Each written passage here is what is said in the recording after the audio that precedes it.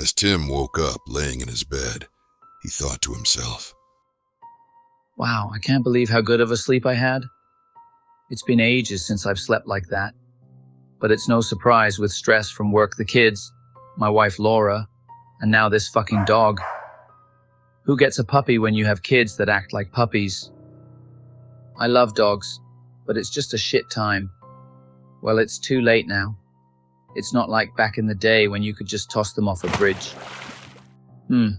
Maybe I can get a couple more minutes of sleep before the shit show of a day starts and I want to kill someone. Tim, cozy and warm from the heated blanket laying under him as a sheet, he could slowly feel himself fade away to the in-between land of reality and dreaming. As Tim walked between the two lands of knowing he was not asleep, but where you find peace in your mind, by focusing on an event to bring the last remaining consciousness to dreamland, he remembered. I have an apple on my end table I wanted to peel and eat. Laura, who has been downstairs waiting for Tim to wake up as he had to work, thought, It would be nice to bring Tim a coffee since he's been so stressed out. Any little acts of kindness would be welcomed. She plugged in the kettle and set her focus on the kids who were running around, like any normal kids do, tossing balls at each other, screaming for their mom to watch them play. Laura, wanting to wake Tim with a coffee, and not by kids screaming, tells the kids, Be quiet, your dad is sleeping. But the kids, knowing their dad is on the second floor with their door closed, ignores their mother. My turn! One child screams out. You suck balls! The other child screams back. What the hell? Don't speak like that or you'll get soap in your mouth. Then the kettle whistle blows, letting her know the water is burning hot and ready for Tim's coffee. 2 sugar and a little milk, just how he always likes it. Laura thought while making Tim his coffee. With the kids still playing, Laura finishes making Tim his coffee. Laura closed, then put the coffee jar away. With cup in hand, she starts her way to the stairs, able to see the patchy stain job her husband did when he attempted to renovate the stairs after removing the carpet. Ah, well, at least he's trying. Laura said to herself, as she proceeded to walk up the stairs, using the handrail to brace herself. The railing began to wiggle, bringing her attention away from her footing. Oh, fuck! My fucking toe! Fuck, why does it hurt so much? It's only a goddamn toe. Asshole. I'll talk to him later to tighten the railing.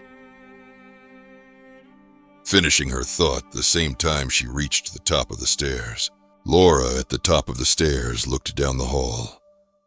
She saw the 2 children's room on her right, with both their doors open, and at the end of the hall on her right as well, her bedroom door where Tim was thought to be sleeping. Laura, walking by their kids' rooms, saw clothing and toys over the bed and dresser. Thankfully, nothing more than normal for kids their age.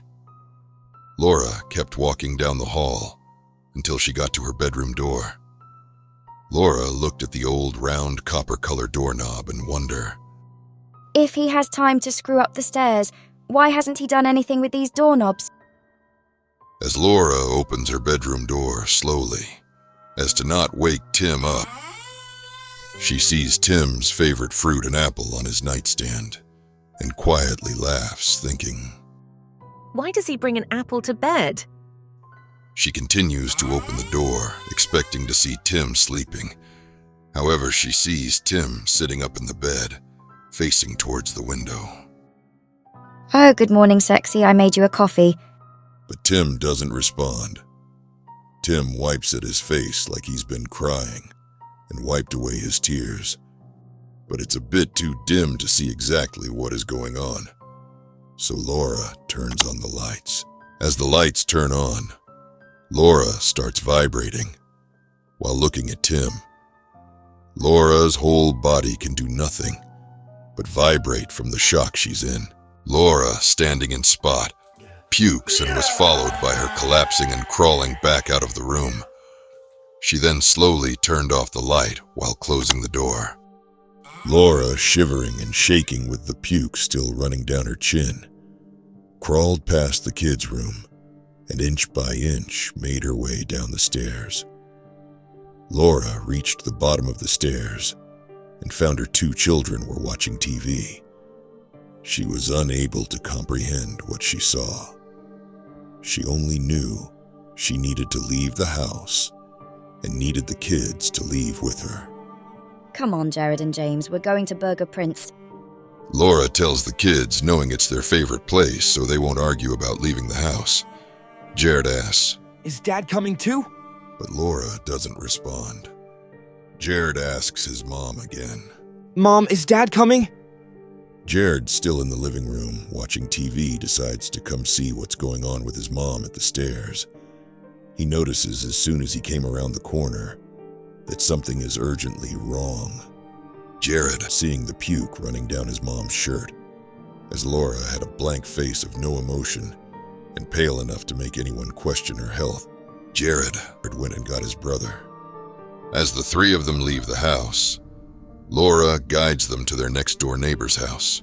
The kids, confused and now scared, remain quiet and follow their mother's lead. It's a short walk in the city to any neighbor, but being so early that the street lights are still on, Laura was hoping that her neighbor would answer his door. Laura knew she did not have the mental capacity to drive at the moment. She knew she would never be the same again after what she saw. Laura and the 2 kids walked across the grass, separating the 2 houses, the grass wet from dew, with the 3 of them standing at the front door of the neighbor. Laura opened the screen door and knocked lightly on the old wooden door. Surprisingly to the kids, who thought no one would have heard a knock so light, their neighbor did answer his door. Kinda early to be selling something, isn't it? The man at the door said jokingly, before really looking at Laura and her 2 sons. Holy shit, what the fuck is wrong with you? He said after looking at the mom. But all Laura could say at this point was, Ted's an apple, call police. then Laura passed out on his steps. An apple. What the fuck does that mean? It's 8 a.m., I don't need this shit. Okay, kids, you 2 come in and watch something on the TV. I'll put your mom on the other couch and call 911. The neighbor, after calling 911 and explaining all that he knew, went to talk to the kids and ask them some questions. But the kids didn't know anything more. Then their mother was pale and puked on herself. 10 minutes have passed from when the ambulance was called to when they showed up at his door, with only the screen door shut for quick communication, awaiting their arrival.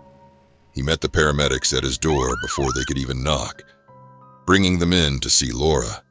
The neighbor explained what little information he had about the situation, then left them alone. Inspecting Laura for any injuries, also asked the children if they have any idea what is going on. Both kids remained quiet for a minute to recall what happened that morning, and then explained, We were just watching TV, then Mom came down looking like that, saying we were going to Burger Prince. She brought Dad coffee is all we know. Then we ended up here and Mom said something about an apple, then dropped. The paramedics asked the children. Where do you live? The kids explained. We live next door. The paramedics then stated. Okay, we're going to help your mom out. As the paramedics respond to Laura, she is quickly awakened. Still pale and barely able to speak, the paramedics ask her, How do you feel? Is there anything we should know about your condition? We want to take you to the hospital. Laura says. No, I'm not leaving my kids. Go next door. Laura then pukes. She said call the police, but she passed out, so I called you guys. I'm not part of this. I have zero idea what's going on. It's fine. We'll call the police, then check on the father when they get here. While waiting for the police to arrive, the paramedics attempt to have a conversation with Laura, but are not able to get any more information from her. Laura just rocked back and forth like an old lady knitting socks for her grandchild, They did manage to clean the puke off her face, and the paramedics managed to get a clean shirt from the neighbor for her to wear. It had the smell from his daughter that he had not seen in many years, still lingering on it. A loud knock on the screen door. Hello, this is the police. Can we enter? The police voiced through the screen door. Yes, of course, come in. We're in the living room, replied the paramedics. After the police talked to everyone present, they obtained vocal consent to enter Laura's house. Unaware of what has happened, they don't have the ability to properly prepare themselves for what they will see. The police walk across the grass, paying no attention to the "Do not walk on grass" sign, accidentally kicking and tearing the sign, uprooting it, causing it to fall flat on the ground. Upon arriving, there is a bit of commotion on whether to just enter or knock first. Police officer Sam. I knocked on the last one and he came out shooting, then blew his own head off with a shotgun. I don't know what the fuck has been going on lately, but it's your turn. Police officer Adam. Oh, fuck no. Remember after that nutcase, there was the girl who was eating glass like it was a peanut butter sandwich. So fuck you and enjoy yourself. Police officer Sam replied with a loud, Fine. I'm just going in though, and hey, keep back a bit. If things are like the other cases, we were told to keep away and call the what now? Oh yeah, the I'm so fucking special government forces from Space Cadet Camp. Adam, sarcastically. The amount you talk about them, I'm starting to think you're head over heels for them. As both cops laugh, they hear a loud, unhuman screech with a volume comparable to two trains slamming together.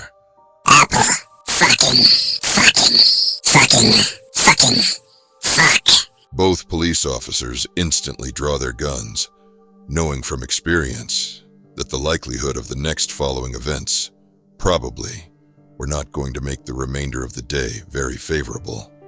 Police officer Adam. Hey Sam, I assure you, I will give you the space you asked for. Fuck, I'll wait out here if you want. As Adam and Sam start their entrance into the house, moving slowly from the front door around the main floor to finish their sweep, both officers agree in an unspoken language. The house looks clean, but smells of shit that's been sitting in a plastic bag out in the sun for 3 days. The police make their way to the bottom of the stairs, both hesitant on going up, because they know that's where the scream came from. Both of them start to slowly walk up the stairs, trying not to make any noise with their boots. They look at each other with mutual agreement in their eyes. These stairs look like shit. On the next step, Sam's boot caught the stair lip, and he fell forward with a that can be heard throughout the house. Police officer Adam whispers, Sam, you fucking idiot. Good thing you're going first. Sam and Adam stop dead 3 steps from the top of the stairs, hearing a growling, broken-up voice like someone that was trying to clear their throat and sing at the same time. Eat my apple. Eat my apple. Peel my apple. Eat my apple. Barely understandable. The police, in the process of following the voice, inspect the 2 kids' bedrooms. With everything clear, the police lightly drag their feet towards the main bedroom to avoid any more noises that would give their location away. Sam and Adam standing at the entrance of Tim's bedroom. Sam, knowing it's his turn, reaches down to turn the old copper color knob while thinking, This looks like a doorknob that you see in horror movies where something really shitty is on the other side of the door. But still slowly turns the knob, and moving even slower begins to open the door. With Sam and Adam on opposite sides of the door, Sam continues to open the door until it's halfway open. With a deep breath from both police officers, they both peek with one eye past the edge of the door frame to look for Tim.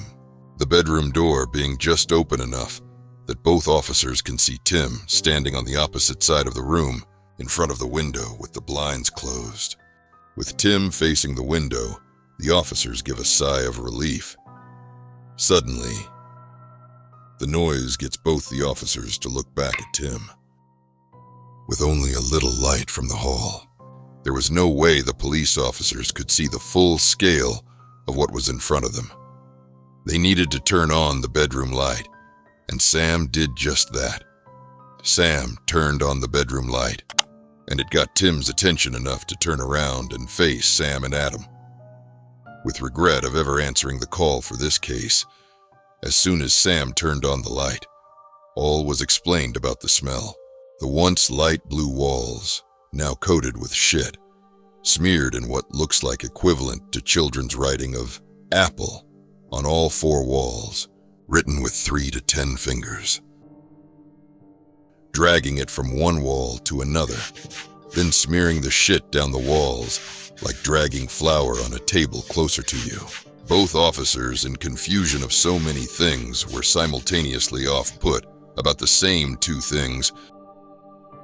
Why is the shit so liquidy to cover such a great amount of square feet? And why was there some marking with only 3 fingers dragging?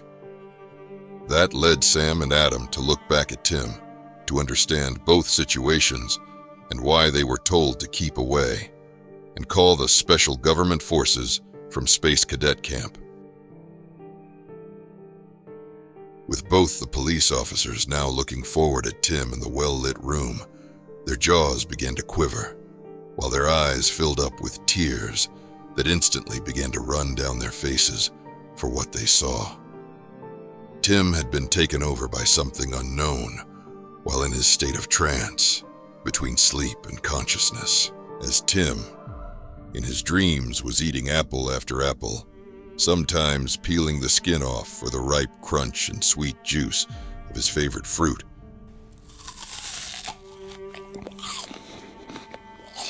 And sometimes just biting right in to the bright green and red apples. Tim was unknowingly acting out his actions in reality. However, not with the apple. The police were now watching Tim holding a razor-sharp knife slowly but curiously slice paper-thin pieces of skin and flesh from his skull, face, chest, half of one eye, and both ears with the rest of his body at tatters. Tim, standing naked with less than half his body remaining intact, had littered the room with tattered blood-soaked slices of himself mixed with random bitten-off chunks of his own body. Looking at Tim with flesh slices barely hanging from what was left of his body, Tim's body dripping of blood, his flesh looking like banana skin hanging from the fruit over his whole body. Tim had clearly been ripping muscle layer from muscle layer, as though trying to remove his bones from his own body, but needing to tear the flesh off to get to the bones. Tim looked more like an onion with its thick layers that someone stuck nails into to rip apart the flesh. So little of Tim was left that his stomach insides have been made visible, leaving his previous meal open to view. That previous meal happening to be the 7 chewed, down to the bone fingers missing from the shit-smeared wall stains, unknowing how someone would still be standing at all, since Tim had dug his hand all the way through the center of his upper leg muscle. Tim was still managing to be in the process of slicing the leg muscle off, but that was still not as sickening as watching him finish biting and chewing and sucking on what was left of his own lips and cheeks that resembled what one would imagine a human face would look like after someone lost control of a chainsaw for 10 seconds. Both police unable to speak, slowly, dragging their feet backwards until they were both out of the bedroom, where Tim was dismembering himself, then swallowing the bits that were becoming viewable in 3 to 5 seconds in his cut-open stomach. As both officers removed themselves from the most disturbing thing they have ever seen, it took a moment. Then, Sam, snap out of it. Adam in a shaky voice said, but got no response from Sam. Adam lightly punched Sam in his center chest, pushing his bulletproof vest deeper against his chest. Sam, act now, think later. Adam stated with a deep, stern voice. Sam came around and asked, What do we do? Did you see that? What the fuck was that? How could he even be standing? Adam, getting his marbles together, told Sam. Don't know, don't care, but we gotta trap it. I'll stay here. You get the mattress from the kids' rooms. I'll block the door with those. Then you get the dressers and anything else of size or weight in the rooms so we can barricade that thing in the bedroom.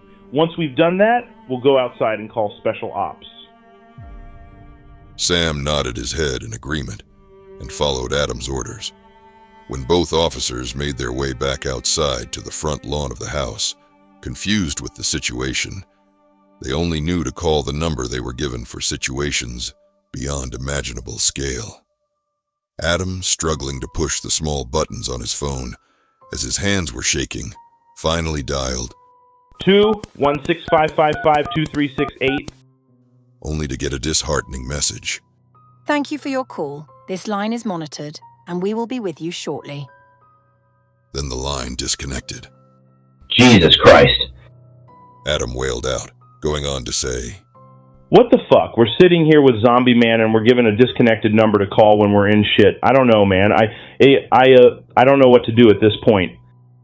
After Adam and Sam had 5 minutes to sit and gather their thoughts, they noticed there was no commotion or noise from inside the house anymore. Not sure if that's good or not, Adam was about to radio into headquarters when he started hearing the sound of multiple helicopters moving to their location. In the next 3 minutes, Adam and Sam watched 4 helicopters arrive at their location, hovering over them. 8 soldiers rappelled down and run over to them. As the soldiers were running to the officers, the helicopters found suitable locations to land. With Adam and Sam feeling a huge relief to see support, neither of them were not overly caring about the fact of how concerningly unnormal it is to see such force so fast, especially when they haven't contacted anyone. But they just embraced the moment. Until the officers, standing side by side, were surrounded by the 8 soldiers. The soldiers arranged themselves in 4 groups of 2, then raised their firearm, pointing them at Sam and Adam's hips. Each soldier group offset from the others, so if every soldier started shooting, there would be no crossfire and far enough back that even if there was soldier movement from side to side, the angle from the automatic weapons barrel tip to the waist and down would not hit another soldier. If the situation were to arise, that movement restriction of the officers was necessary, as Adam and Sam stand motionless, concerned about getting turned into just a memory. They watched 2 men in combat gear more high-tech than anything the 2 have ever seen in movies walk towards them, yelling loudly. Good morning, gentlemen. Followed with, Kindly lay on the ground, face down, hands raised above your head, like you're diving into water, fingers interlocked. I thank you for your cooperation. It is for your own protection, because if you don't comply, your upper 1-2 will be removed from your lower 1-2 via bullets. The officers, valuing being in one piece, follow the man's orders exactly, not giving the soldiers any reason to misinterpret any noises or actions. The 8 soldiers, still in the same position, reposition their aim at the heads of the 2 men after they laid down. The unknown man that gave the order to lay down, now standing shoulder to shoulder beside 2 soldiers, calmly says, Okay, you 2, please, one of you tell me what's going on. As Adam starts telling the situation of events, a heinous screech as loud as a car alarm is heard from the upstairs of the house. Adam stopped talking and just looked at the soldier. The man looked at officers and said, Sounds like you 2 have had one of those days. With a laugh. The type of laugh that comes from a place of experience and calmness, as though the man already knew what was going on. The strange man pushes a button on the side of his helmet, then tosses a handful of a white, sand-like material on the 2 men. After 10 seconds, he tells them, You 2 are fine. Well, for now anyways. Stand up. Are you in or out? Sam, whimpering, says, I'm out. The strange man. I kinda figured that about you. The strange man then looks deep into the eyes of Adam. The type of look where they let you see the soul of the person to learn everything about them. Adam says, I'm in. I have got to know what the fuck happened here. The man then says, I'm happy at least one of you will be joining us. He then raised his hand over his head and put up one finger. At that moment, two things happened. Two different directions from two different decisions, and their two repercussions happened from two different shots. Adam's shot with a tranquilizer slowly started to drift out of consciousness, falling towards the ground with wobbly knees that just barely kept him from falling at the same speed as Sam. Adam barely able to hold his eyes open long enough to see his partner's body falling just a bit faster than his own beside him. Sam, his partner for 12 years. Sam, the best man at his wedding. Sam, the godfather to Adam's 2 children. Sam falling to the ground beside Adam. But Sam was missing something. His head.